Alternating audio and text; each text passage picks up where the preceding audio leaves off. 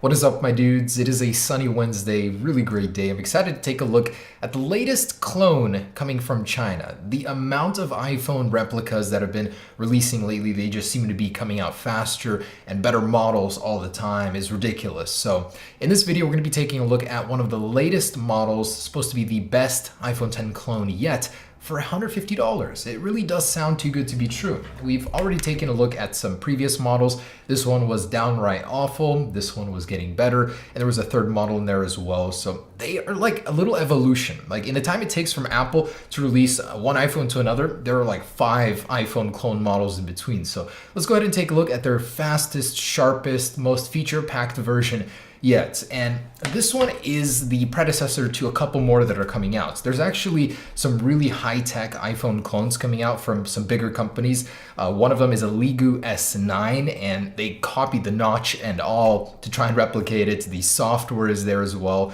except it has a chin like a Galaxy S8, but still, it's going to be the best looking iPhone clone. And also there's another model that's copying it to another extreme. So as you can see, the market is ripe for the iPhone clone, but is it a right device for you? I mean, for $150, it doesn't hurt too bad, but let's see what you get for that money. It's usually just really entertaining to see what these guys come up with, to what lengths they'll go to copy Apple.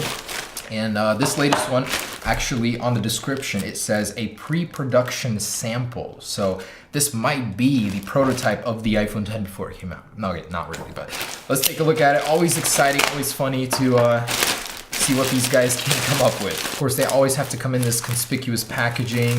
One of them actually got held up by customs. I got it like a month later, all covered in this shady tape. So I feel like they're catching on here. All right. Wow, this one has a little bit of heft to it, and it comes upside down. So the back text is upside down here. 256 gigabytes, iPhone X. All right, let's go ahead and flip the camera so you guys can get a look. All right, and we will be comparing this to the latest and greatest from Apple. So this is the first time I've ever actually used a clone next to the real deal. So we'll really have to see how these do compete. And this is the first time it's ever come in the accurate color matching apples. This one is going to be a white version. So off the top, already a pretty horrible experience. The box is flipped upside down. It's definitely not sealed in anything. So if you wanted to fool somebody with this, that's already quite hard to do, which is a good thing. I mean, there's no need for them to get smarter. Oh wow, it actually comes with a packet now detailing Face ID. So this version does come with Face ID, wireless charging, well, their versions anyway, so that'll be very interesting to see. And that's it. No stickers, but you do get a little pin tool, which Apple hasn't offered in a very long time. Okay, and here is the device. Wow, all right, so they did improve a couple things on the back that I can see already. I mean, the color for one, and it looks really, really similar here. Now, if you guys didn't know this, Apple actually applies a specific coating to their device to give it this sheen, this very interesting luster, as you can see here, and it looks good. This one obviously doesn't have it, so up close and personal, the differences are there. Also, the camera lens looks pretty good, but Apple does not have a little chrome on the inside around the flash. That might actually interfere with the flash. And as usual, one of the lenses is most likely a dud. All right, so pretty close. The antenna bands are a little bit wider and they're a different shade on the fake one. The button is the same size, so they got that right. It's pretty close, like really, really close here. The buttons and everything, as you can see, pretty close. And the bottom, as you can see, very close there as well. All right, so with the screen off, it's kind of hard to tell, but the screen isn't a perfect reproduction. This one has the advantage of being the fastest. They supposedly put the fastest processor, best display into this thing, has a 1080p display compared to older clones. All right, so let's power it on and see how $150 compares with $1,150. And you can see the display does end there on the bottom, on the top. I'm curious to see if they made any software changes with this guy, hoping that there will be some software differences in here to pick at. Gonna need to charge this up, and I'll be back. And I did want to point out that from the last version, they actually did change a couple of things. As you can see, the text on the bottom is more accurate, in line with what the real one looks like. They don't have the text underneath there, so they wanted to make it as realistic as possible. And the actual camera lens, this attention to detail, I'm very impressed that they fixed. As you can see, it's very jagged and sharp. like the real iPhone 10s is. All right, guys, this is gonna be a lot of fun. Now, I've been using it for a couple minutes now. It booted up. It booted up really quick, surprisingly, for a clone. But this one now has raise to wake. The old version certainly did not. This one does emulate that. There's a lot of changes right off the bat on the lock screen, so they did update it to make it as close as possible to an iPhone 10. On the bottom, the icons are updated. This little legend navigator here has been removed. It now has swipe to unlock text, mimicking the real iPhone. The lock icon is there. The actual positioning on the status bar has been changed for the icons. Definitely getting there. They're improving, much more responsive. So off the bat, just getting into the camera here, look at that. There's no stutter like there is on the old version on the right. And let's go ahead and unlock this and check it out. So as you can see, it does have a very nice animation. It greets you much like the real iPhone and doesn't take a million years to open. And when it does open, as you can see, it does have that really nice subtle animation. So it's definitely feeling a lot more like a real iPhone here. Just scrolling, look at the difference here, guys.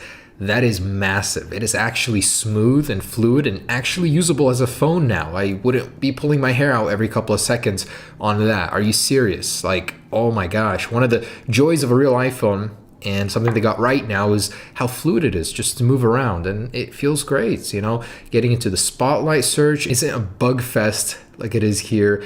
And actually they did change some things about that. They put the time on there. You can actually now scroll. So the actual app switcher has been updated, and it now uses the same gesture to bring it up like on the real iPhone 10. On the old one, yeah, it takes a while.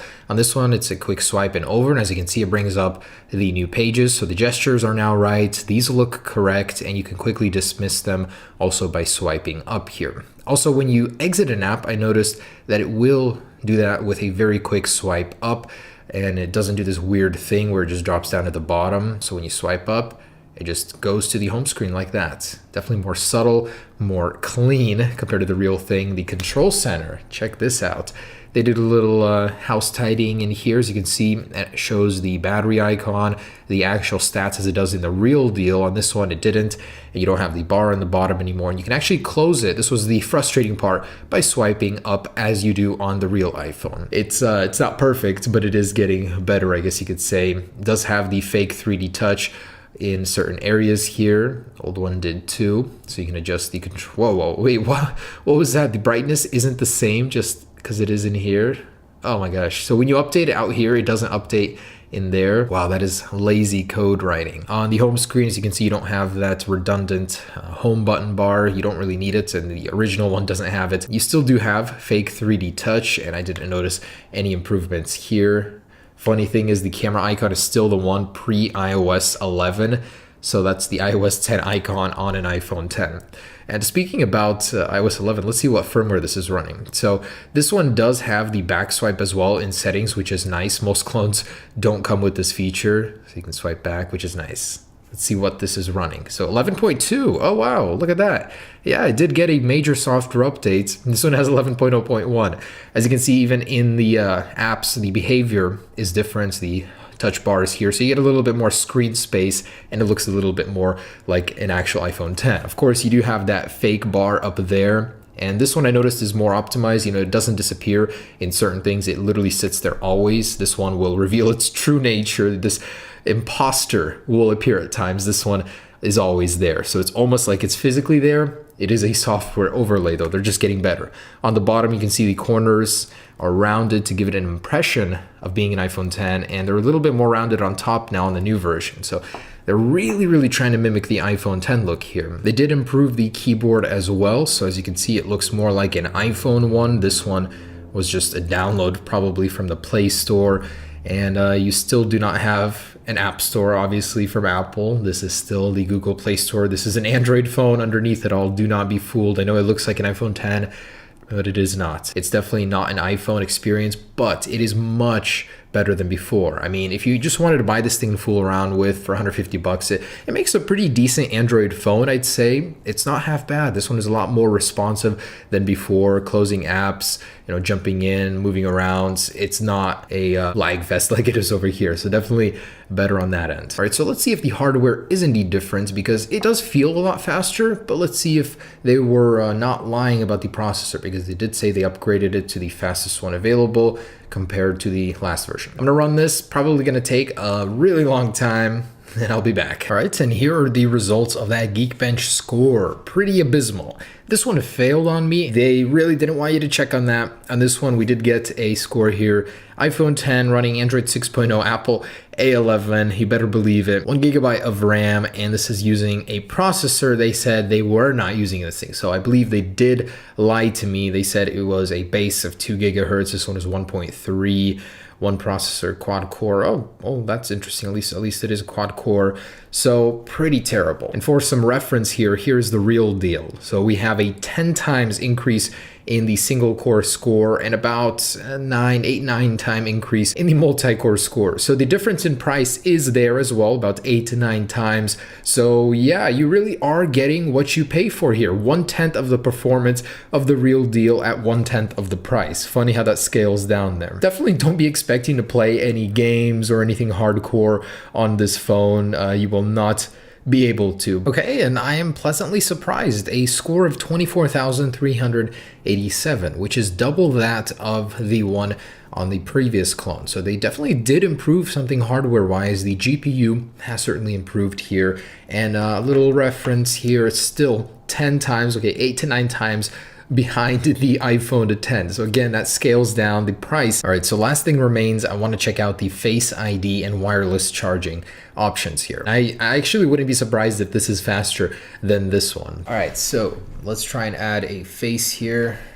That's it. That's all it takes, is literally like a few seconds and you are added onto there. Okay, so let's test it out. And okay, so that's not as fast as I thought it would be. 1, 2, 3. Okay, I jumped the gun there. Definitely not as fast as Apple's. I don't know why it's being a little finicky right now, but it does work. It's just pretty dang slow while doing it. All right, and wireless charging. Let's see how this works. I believe the last version had it as well. So it does work. If you set it on in the right position, it does go to charging right away. So that's kind of cool. You are able to wirelessly charge this. I don't know if it's going to be any faster than standard charging. So there it is, guys. Features wise, they have updated it. Software wise, it's been improved. It's got wireless charging, Face ID, faster, slightly faster processor. What more do you need for $150? Very last thing, as is tradition, let's take a look inside here. I bet I don't even need any tools to get in here. Literally about to pry it open as is. Hey, I just took apart my iPhone 10 with a knife. How do you guys do it? Is there a proper way to do this? Hopefully it's not made of glass this time around. Nope, still plastic. Oh man, they got a lot of adhesive on it this time. So they improved it so it doesn't peel off as easily as last time. All right, going. Oh, shite. So that actually is real glass. Oh my gosh. I'm lucky I didn't cut myself there. Wow, they did change the internals. That is for sure. Wow, that is so surprising. I did not think that was actually made of glass. I've never had a clone be made with premium, or seen it be made with premium materials before. As you can see, they did change the internals a little bit. The wireless charging pad is off to the side now. That's very tidy for a clone. Oh my gosh. Wow. All right, so I done goofed there, but they did improve this thing a lot over the last version. If you guys want to upgrade the SD, you can do that, but be careful. This is glass now, no wonder. Oh wow, and I just realized they copied the 3D touch right there. Last thing I wanted to show you guys is the camera, because I didn't test that out yet, but more than likely that is a dud and not a real one there. Alrighty, so out here in the wilderness, testing out this dual lens setup. Now they say in the settings that it's 1080p 30 frames per second. I highly doubt that. It's upscaled 480 maximum. I mean, it's blotchy, grainy, colors aren't looking great. For comparison, there's an iPhone 10 for you. 90-day difference. So I think they lied about the camera. Processor certainly was true. I can tell this one not improved much, and the lack of stability, optical image stabilization definitely is apparent.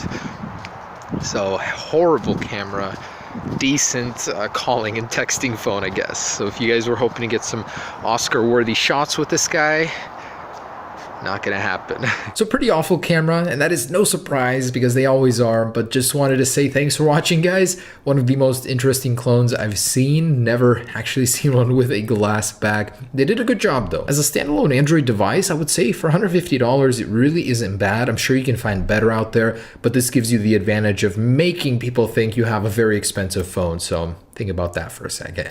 Anyways, guys, thanks for watching. Hope you guys enjoyed it. This was a lot of fun to make. They are getting better, and with the new ones, the LEGO S9, they will get very, very good. And I'm very excited to review that one down the road. Stay tuned, guys. Peace.